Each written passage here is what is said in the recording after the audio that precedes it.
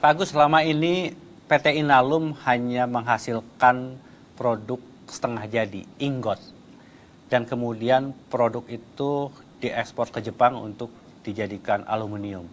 Sekarang ketika PT Inalum sudah menjadi milik kita, apa sebetulnya rencana yang akan kita lakukan dengan PT Inalum, Pak Agus? Pertama, bahwa kebutuhan daripada Inalum ingot, aluminium ingot sendiri sekarang di dalam negeri sudah berkisar 600 sampai 700 ribu ton per tahun. Dari 250 ribu ton per tahun aluminium itu 150 ribu milik Jepang diekspor. Ya. Jadi kita hanya kebagian 100, sehingga sisanya 600 itu kita harus impor. Nah, tentu itu masalahnya kan kita harus mencari sumber kemana-mana. Nah, dengan adanya pasokan yang kita bisa ambil sendiri, tentu kita menjadi lebih terjamin. Nah, ingot itu sendiri tentu akan diproses. Saat ini misalnya pabrik otomotif kita sedang lari kencang.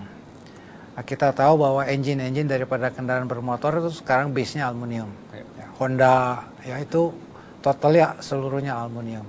Elektronik ya, juga ya Pak ya? Elektronik, terutama mobil yang lebih besar. Sama konstruksi. Ya, konstruksi itu adalah untuk rangka-rangka, untuk kaca dan sebagainya itu menggunakan aluminium. Dan kita mengetahui bahwa perkembangan ekonomi kita akan terus melaju. 700 adalah posisi sekarang. Jadi sebenarnya 250 ribu itu tidak cukup. Ya. Nah, ke depan kita harapkan bahwa Inalum tidak saja hanya memproduksi ingot, tetapi kita harapkan paling tidak maju setapak dalam waktu yang sangat singkat alloy.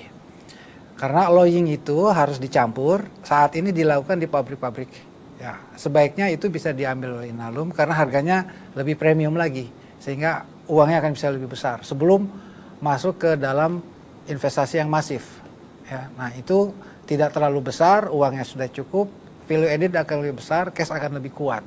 Itu dalam waktu yang sangat singkat menurut saya harusnya mampu dikerjakan oleh Inalum. Kemudian jangka panjangnya ya tadi disampaikan oleh Pak Menteri harus 2 kali. Karena sekarang di dunia ini rata-rata dengan keekonomian yang sangat ekonomis itu sekitar 300 ribu. Ya, minimal. Minimal ya. Malaysia akan keluar dengan 400 ribu akhir tahun ini. Ya, ingot merupakan saingan kita, sehingga kalau kita tidak segera menaikkan itu, kita akan kehilangan juga kompetensi kita, competitiveness kita. Sehingga dalam rangka pendek harus ada diversifikasi ke alloying, kemudian meningkatkan nilai tambah, seperti yang disampaikan Pak Dahlan, maju ke hulu, yaitu membuat alumina. Apa Pak Dahlan kalau boleh diberikan gambaran ke depan itu strukturnya, lalu BUMN yang Inalum ini akan menjadi seperti apa Pak?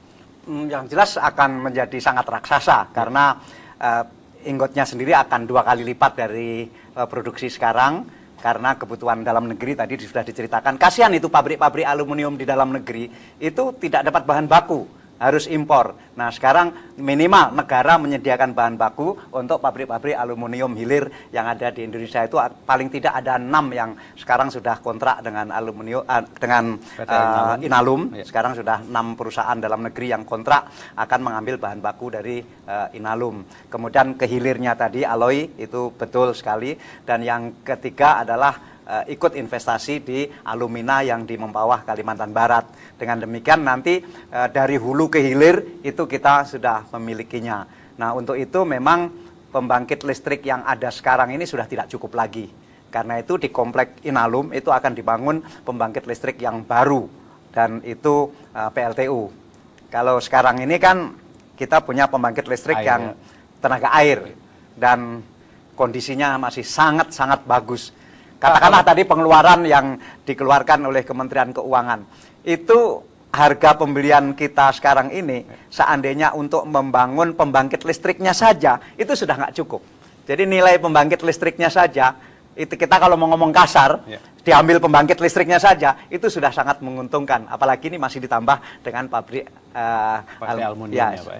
Pak, kalau dari hitung-hitungan yang dilakukan Pak Kementerian BUMN, berapa investasi tambahan yang diperlukan kalau tadi Pak Dahlan mengatakan kita akan membuat industri yang jauh lebih besar itu, Pak? Kita masih hitung sekarang, Ya. tapi mampu lah, karena leverage-nya Inalum sangat bagus. Apalagi kalau misalnya uang yang ada ditarik oleh negara untuk mengganti uang pembelian, itu leverage dari Inalum terlalu baik. Katakanlah untuk mencari pinjaman berapapun itu memenuhi syarat, dan uang di dalam bank-bank BUMN itu juga sekarang sangat besar, mampu membiayai semua itu. Baik, ini menarik sekali Pak. Nanti saya ingin dalami lagi seperti apa nanti struktur kita, seberapa jauh kita bisa dorong industri kita berbasis PT Inalum ini. Namun kita harus jeda saat, jangan kemana-mana, tetaplah di Economy Challenges. Kita dengarkan terlebih dahulu headline news pada pukul 22 waktu Indonesia bagian Barat.